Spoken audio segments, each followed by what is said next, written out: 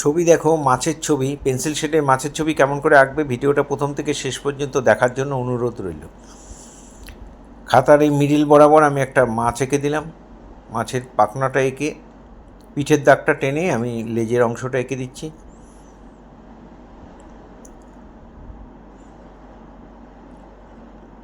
Extra লাইনগুলো মুছে দিলাম।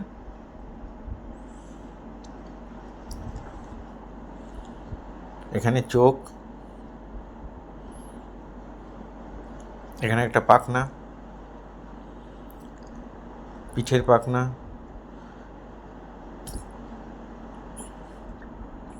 এখানেও লেজের সামনে একটা পাখনা আর সামনে একটা পাখনা। এই হয়ে গেল মাছের ড্রয়িং।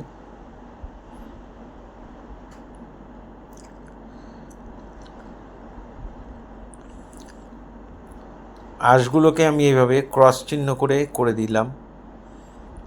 দেখো, এই যেভাবে দাগ দেবে তার উল্টো দিক থেকে আবার দাগ টানবে।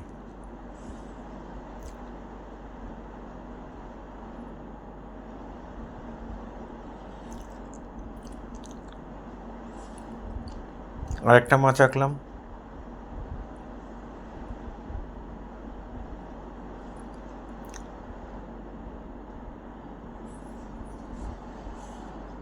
এখানেও লেজ এঁকে দিলাম। এখানে একটু পিঠের পাখনা,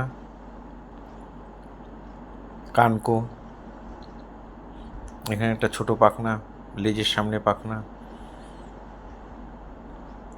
এটাও আঁশগুলো আমি ক্রস চিহ্ন করেছি। এভাবে দাগ দিয়ে তার উল্টো দিকে আবার দাগ দিয়ে দেবে। দুটো মাছ আঁকার পরে উপর দিকে একটু ফাঁকা রয়েছে, তাই এখানে আরেকটা মাছ এঁকে দিলাম। টোটাল 3টে মাছ। মাছের ড্রয়িং মোটামুটি সবগুলো একই রকম, ছোট বড় সাইজে একটু ছোট বড়।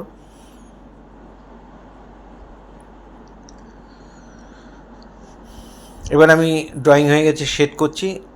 এটা 8B বা 10B পেন্সিল দিয়ে পেন্সিলটা চেপে ধরে শীষটা একটু লম্বা করে কেটে নেবে। দিয়ে তারপরে অল্প করে দিয়ে নিয়ে আমি এখানে গ্রাইন্ডার দিয়ে ভালো করে মিলিয়ে দিলাম। অল্প করে শেডটা দিয়ে তারপর গ্রাইন্ডার দিয়ে মিলিয়ে দিলাম। পাখনার মধ্যেও তাই অল্প একটু দিয়ে তারপরে আবার সেই গ্রাইন্ডার দিয়ে মিলিয়ে দিচ্ছি।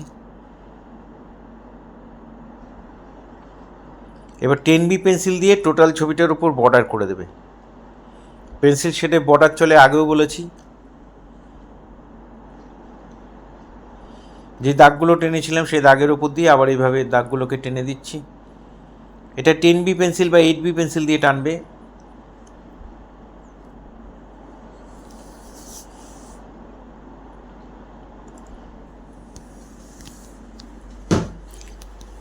পরের মাছটাও তাই বর্ডার টেনে দিচ্ছি, চোখ করে দিলাম।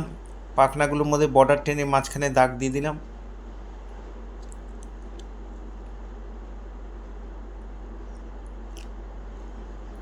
আঁশগুলোকে ক্রস করে দিয়েছি।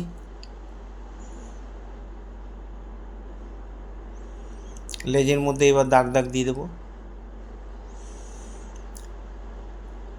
3 নম্বর মাছের ছবিটাও একইভাবে বর্ডার করে নিয়ে তারপরে একটু ক্রসগুলোও বর্ডার করে দেবে।